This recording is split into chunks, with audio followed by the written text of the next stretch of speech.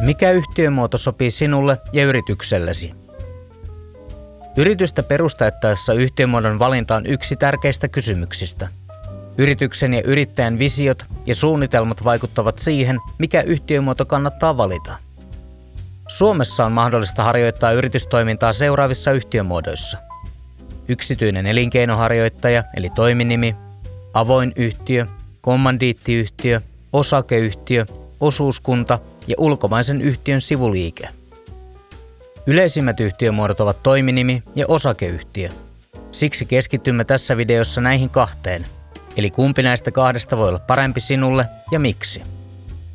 Seuraavat kysymykset auttavat sinua hahmottamaan kummankin yhtiömuodon etuja. Pohdittuasi näitä pystyt varmasti tekemään päätöksen, onko toiminimi vai osakeyhtiö sinulle oikea yhtiömuoto.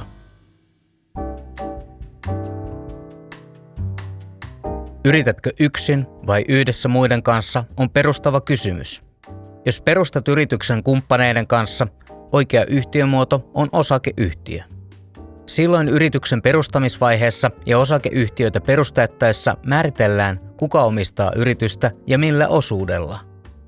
Jos yrittäjiä ja yrityksen osakkaita on 2, kannattaa miettiä tarkkaan, miten omistus jakautuu. Jos omistussuhde on molemmilla tasan 50%, isojen päätösten tekemiseen tarvitaan aina molempien osakkaiden yksimielisyys.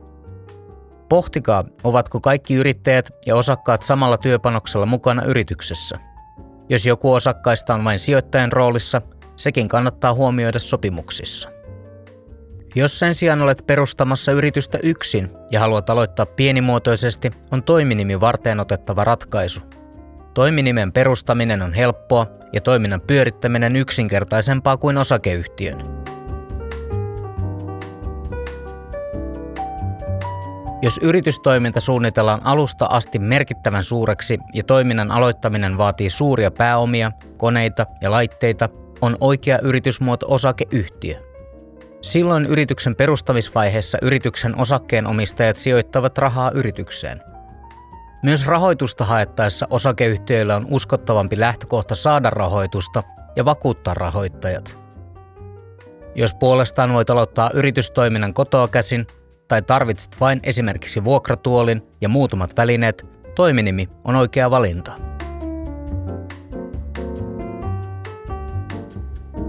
Osakeyhtiössä vastuu on yhtiöllä, joka on itsenäinen oikeushenkilö. Osakkeen omistajat vastaavat yhtiön tekemästä sitoumuksesta ja velvoitteesta vain yhtiön sijoittamalla pääomallaan.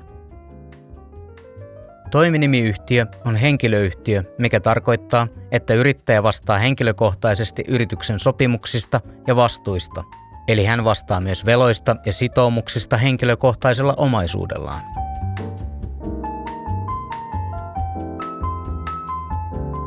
Toiminimiyrityksessä yrittäjä vastaa kaikesta päätöksenteosta.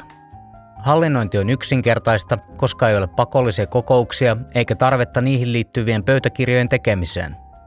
Myös toiminimen perustaminen ja lopettaminen on suhteellisen helppoa.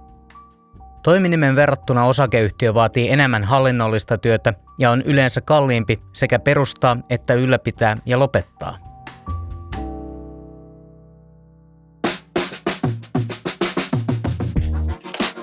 Toiminimi ei ole erillinen verovelvollinen, vaan toiminimiyrittäjä maksaa liikkeen tai ammatin verotettavasta tulosta verot henkilökohtaisesti. Verotettava tulo syntyy, kun liiketoiminnan tuloista vähennetään sen kulut ja yrittäjävähennys. Toiminimessä ei ole mahdollista myöskään maksaa verotuksessa vähennyskelpoista palkkaa yrittäjälle. Toiminimiyrittäjä ei nosta palkkaa, vaan hän nostaa varoja yrityksestä yksityisnostoina.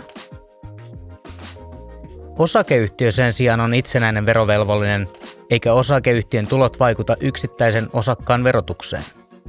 Osakeyhtiön kertynyt tulos jaetaan osakkaille useimmiten joko osinkoina tai palkkana. Isotuloisen yrityksen toiminta kannattaa aina tehdä osakeyhtiönä. Jos omistajalla on mahdollisuus jättää tulosta osakeyhtiön, sitä kevyempää on osinkojen verotus. Vedetään vielä yhteen, milloin kannattaa perustaa toiminimi ja milloin osakeyhtiö. Toiminimi sopii usein yritysmuodoksi aloittavalle pienyrittäjälle, jonka liikevaihto on korkeintaan joitakin kymmeniä tuhansia euroja. Toiminimen voi myöhemmin muuttaa osakeyhtiöksi, jos yritystoiminta kasvaa suuremmaksi. Osakeyhtiön voi perustaa yksin tai yhdessä useamman henkilön kanssa. Osakeyhtiön valitseminen yritysmuodoksi kannattaa erityisesti silloin, jos yrittäjä on enemmän kuin yksi, ja jos yritystoiminnan aloittaminen edellyttää suuria hankintoja ja pääomia.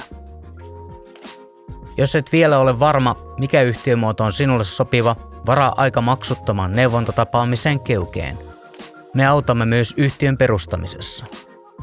keuke.fi